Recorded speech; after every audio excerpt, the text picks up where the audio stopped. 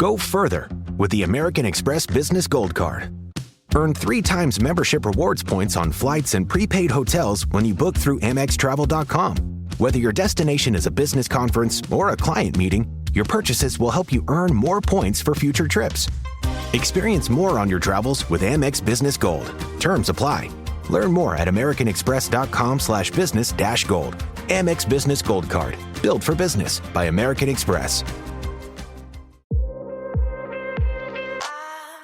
Salut tout le monde, bienvenue à Finances fondamentales, le podcast d'éducation financière dans lequel je te synthétise des livres sur les finances personnelles et l'investissement boursier en 5 points clés et où je réponds aussi aux questions des personnes auditrices à l'aide de cas concrets et transparents. Si tu souhaites prendre en main ta santé financière, t'es à la bonne place. C'est parti, bon podcast! Salut tout le monde, bienvenue à ce 179e épisode de Finances fondamentales. Aujourd'hui, je jase d'un sujet qui m'intéresse, pourquoi c'est si difficile de battre le marché. Donc cet épisode-là est inspiré de l'épisode 346 de Rational Reminder, qui est un podcast anglophone qui a été publié en 2025. Et le titre de cet épisode-là s'appelait « Why is it so hard to beat the market ?» Donc je pense que j'ai traduit assez mot pour mot ce titre-là. Donc, l'épisode d'aujourd'hui est plus court parce que, premièrement, j'ai un petit peu moins de temps. Et deuxièmement, je ne sais pas si vous avez remarqué, mais des épisodes d'1h20, il y en a un peu moins dernièrement. Donc, j'ai essayé de rendre ça plus concis, un peu mes épisodes, pour 2 raisons. La première, ça me prend beaucoup moins de temps, puis ça me permet de continuer tout ça à travers mes autres obligations. Et deuxièmement, moi, quand j'écoute des podcasts, puis je tombe sur un épisode d'1h20, j'ai de la misère des fois à le rentabiliser, on va dire, dans ma tête, de dire « Ah, j'ai passé 1h20 là-dessus, mais j'ai retenu 1 ou 2 choses seulement. » Alors que les épisodes de 15-20 minutes, au pire, quand ils m'intéressent moins, je trouve que ça fait moins mal. Donc, il y a un double enjeu. C'est sûr, des fois, je vais tomber sur des livres que j'ai de la misère à synthétiser ou des sujets que j'ai de la misère à synthétiser en 15-20 minutes. Mais j'ai essayé, là, dans les derniers mois, de raccourcir un petit peu mes épisodes pour ne pas faire des 54-55 minutes. 54-55, vraiment. J'ai vraiment donné une grosse différence dans la marge de manœuvre que je vous ai offerte. Bref, c'était une belle phrase. En gros, l'épisode d'aujourd'hui, là, on va se plonger dans le cœur des rendements boursiers, puis qu'est-ce que ça implique pour les investisseurs. Donc, on va s'inspirer des recherches de Henrik Bessembinder, qui est professeur à l'Université d'État de l'Arizona. Donc, c'est sur cette étude-là que l'épisode de Rational Reminder se penchait. Donc, son étude a été faite en 2018. Ça s'appelait Do Stocks Outperform Treasury Bill? Donc, est-ce que les actions surperforment les obligations gouvernementales? Je crois que c'est ça que ça veut dire. Bref, cette recherche-là, à l'époque, en 2018, avait secoué vraiment le monde d'investissement en démontrant une asymétrie marquée entre les différents rendements boursiers. Donc, c'est le premier point qu'on aborde, là, l'asymétrie des rendements boursiers. Dans cette étude-là, c'était vraiment une découverte majeure. Donc, l'une des principales conclusions de l'étude faite par Bessembinder, c'est qu'une seule minorité d'actions individuelles surperforment les bons du Trésor sur leur durée de vie. Encore mieux, ou pire, seulement 31% des actions battent le marché. Pourquoi? Parce que la plupart des gains sont générés par un petit nombre d'actions très performantes. Concrètement, 50% des actions affichent des rendements négatifs et 11% finissent en perte quasi totale. Ce phénomène-là s'explique par plusieurs facteurs selon les animateurs du podcast. 1. La limite des pertes. Donc, une action ne peut pas perdre plus que 100%, mais son potentiel de croissance, lui, est infini. 2. L'effet de capitalisation. Donc, une série de rendements positifs a un impact plus fort qu'une série de rendements négatifs de même ampleur, curieusement. 3. La volatilité accrue, donc elle amplifie l'asymétrie et ça va créer des extrêmes de performance. Il parlait également dans cet épisode-là de diversification. Donc, il dit que c'est un remède efficace, mais qui n'est pas infaillible. Donc, l'étude montre que même avec une diversification qui est large, la sous-performance va rester fréquente. Donc, en simulant des portefeuilles de 100 actions sélectionnées aléatoirement chaque mois, seuls 43% réussissaient à battre le marché sur 90 ans. L'enseignement clé, c'est donc que la diversification est essentielle, mais ne garantit pas la sous-performance par rapport au marché. La gestion active du portefeuille devient ainsi risquée et renforce la préférence pour une approche plutôt indicielle. L'autre point intéressant, c'est qu'à l'échelle mondiale, l'asymétrie des rendements est encore plus forte, notamment en raison d'une volatilité plus élevée des marchés internationaux. Donc, en gros, là, si je résume les deux premières idées de l'étude de Bessem-Binder par rapport à l'asymétrie et à la diversification, c'est qu'en bourse, la grande leçon, c'est que c'est juste quelques actions exceptionnelles qui tirent presque toute la performance du marché vers le haut, ce qui rend la diversification essentielle et la sélection de titres beaucoup plus risquée qu'on peut le penser. Même si on fait de l'analyse fondamentale avec un fichier Excel que ça fait 6 ans qu'on développe. Ensuite, Bessem Binder s'est intéressé à la performance des fonds communs de placement. En fait, pour lui, les fonds communs de placement, c'est un pari qui est souvent perdant. Donc, ses conclusions sont sans appel dans l'étude. La majorité des fonds communs de placement sous-performent le SP500, même avant les frais. Je peux aller creuser dans l'étude, mais ça, il faut être prudent. Est-ce que les fonds communs suivaient le marché américain ou je trouve pas que c'est voyons, correct là, de comparer. Je cherche un mot plus intelligent que ça, là, mais je trouve pas que c'est correct de comparer toujours les fonds communs au SP500. On compare des fonds communs des fois qui ont des objectifs différents au meilleur indice là, des 15 dernières années. Là. Fait que c'est pas. Mais bref, il faudrait que je creuse un petit peu plus l'étude. Dans ce cas-ci, c'était pas mentionné dans l'épisode de Rational Reminder. L'auteur ajoute, là, le chercheur, plutôt que seul un petit nombre de fonds réalisent des rendements exceptionnels, que les investisseurs ont tendance à acheter au plus haut et à vendre au plus bas, ce qui nuit à la performance du fonds, bien sûr, et que les frais de gestion et les erreurs comportementales ont entraîné une destruction de valeur estimée à 1000 milliards de dollars à cause des fonds communs de placement. Dans ses recherches plus récentes, Bessem Binder propose une nouvelle mesure de performance, le rendement durable. Donc, plutôt que de mesurer l'accumulation de richesses, l'approche de rendement durable évalue combien un investisseur aurait pu retirer chaque année sans réduire la valeur initiale du portefeuille. Cette idée-là, je trouve, est particulièrement pertinente pour la planification financière ou la planification de retraite.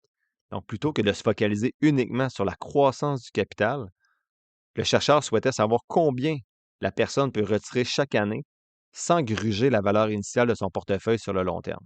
En gros, on parle de la règle du 4 pas mal. Là. Avec 1 million, par exemple, tu peux retirer 40 000 chaque année sans risquer d'épuiser ton capital initial. Donc, qu'est-ce que ça implique pour les investisseurs? Les enseignements de cette étude-là sont cruciaux. Il y en a 3. Première leçon, premier enseignement plutôt, ne pas se fier uniquement au rendement moyen attendu, mais analyser la distribution des rendements. En gros, ce qu'il voulait dire ici, c'est qu'il ne faut pas juste regarder le rendement moyen espéré, il faut surtout comprendre comment les rendements se répartissent parce qu'en bourse, il y a quelques grands gagnants qui massent souvent une majorité de résultats ordinaires ou décevants des autres actions. Deuxième enseignement de son étude, c'est utiliser des simulations comme Monte Carlo pour mieux comprendre les scénarios possibles. Donc, une simulation Monte Carlo, là, c'est une méthode statistique qui va utiliser des échantillons aléatoires là, pour modéliser puis résoudre des problèmes complexes, souvent utilisés là, pour estimer des probabilités ou des résultats futurs dans les recherches scientifiques. Ce que ça fait, cette simulation-là, c'est que ça repose sur la répétition de nombreux tirages aléatoires, de nombreuses situations différentes là, pour simuler toutes les possibilités, en fait plusieurs possibilités, et observer les résultats. euh, Ça permet de fournir là, des estimations qui sont basées sur des probabilités. Donc, on va dire, bon, tu es capable de tel fonds de pension, tu as tant de dépenses par année, on va te simuler 1000 scénarios selon si la première année, c'est plus 30 plus 17, moins 7, moins 32, que la deuxième année, c'est plus 9, moins 2, moins 13. Donc, bref, on va faire des milliers de scénarios possibles et on va dire à la fin, dans 73 des cas, ton plan de match de décaissement de retraite fonctionne. Ou dans 13 des cas, il fonctionne, mais il faut peut-être revoir quelque chose. Donc, c'est vraiment des simulations intéressantes. Malheureusement, je n'ai pas les outils pour générer des simulations Monte Carlo, mais je sais que les planificateurs financiers ont accès à ce type d'outils-là qui peut vous aider à prendre des décisions éclairées. Et le troisième enseignement de cette étude-là, c'est prendre en compte la médiane plutôt que la moyenne pour faire une évaluation plus réaliste des performances futures. Donc, les SP500, la médiane est souvent plus élevée que la moyenne. Donc, ça va dépendre des indices. Sur 30 ans, on se rend compte avec l'étude que la médiane du SP500 est 2,2 plus élevée que sa moyenne. Donc, quand on dit, exemple, il a fait 9,3 en moyenne sur 30 ans, peut-être que c'est plus 11,5 la médiane. Et l'auteur dit qu'on devrait davantage utiliser la médiane pour bien évaluer les potentielles performances futures que la moyenne. Donc, cette étude-là de Bessem-Binder nous rappelle une vérité sur les marchés boursiers, c'est que la performance est extrêmement asymétrique, là. Il y a une minorité d'actions qui vont générer la majorité des gains et ça rend la sélection de titres individuels plus risquée parce qu'il faut que tu choisisses les bons chevaux. Donc, la diversification est clé, mais elle ne garantit quand même pas la surperformance. Et l'investissement indiciel, selon le chercheur, reste une approche efficace pour capter la croissance des marchés sans prendre le risque de passer à côté des rares titres gagnants. Donc, il ne faut pas se fier uniquement au rendement moyen. La distribution des rendements à travers les années est importante. Donc, est-ce que les rendements sont positifs en début de retraite, par exemple, en fin de retraite, au milieu? Ça va impacter votre scénario de décaissement.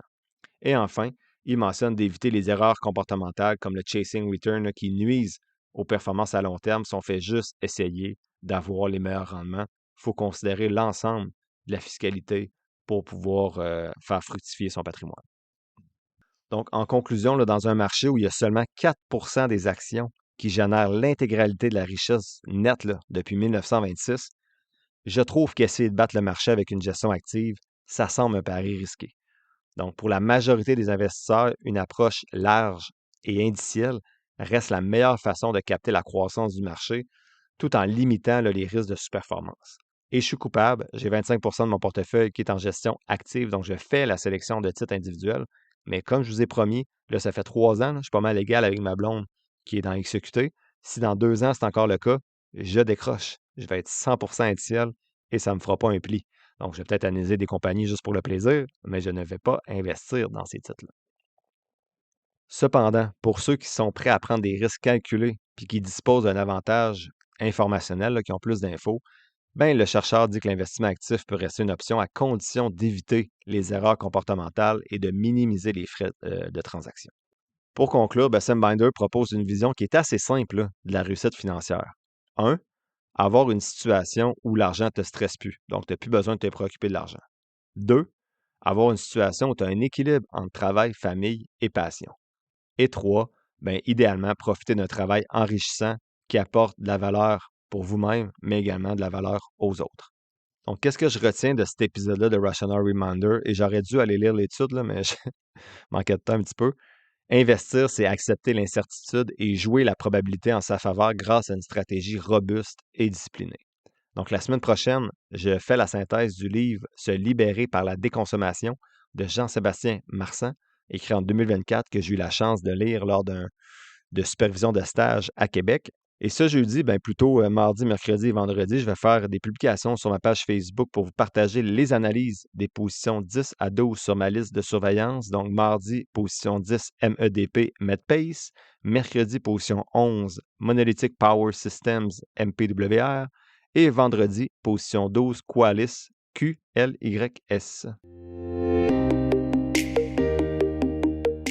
L'épisode tire à sa fin, j'espère que tu l'as apprécié. Si c'est le cas, je t'invite à le partager et à t'abonner au podcast, en plus de mettre quelques étoiles ou de le liker selon la plateforme sur laquelle tu m'écoutes. Tous les liens pour me soutenir sont quelque part dans la description de l'épisode. N'oublie pas que les informations communiquées dans le podcast sont dans un but strictement éducatif, ce ne sont pas des conseils financiers. Je t'invite à consulter un professionnel pour des conseils spécifiques à ta situation parce que je ne peux pas être tenu responsable de tes décisions financières. Comme je le dis depuis un petit bout, je ne suis pas un expert, prends donc pas ce que je dis pour du cash, fais toujours tes propres recherches. Sur ce, merci d'avoir passé un peu de temps avec moi aujourd'hui et on se voit dans le prochain épisode de Finances fondamentales.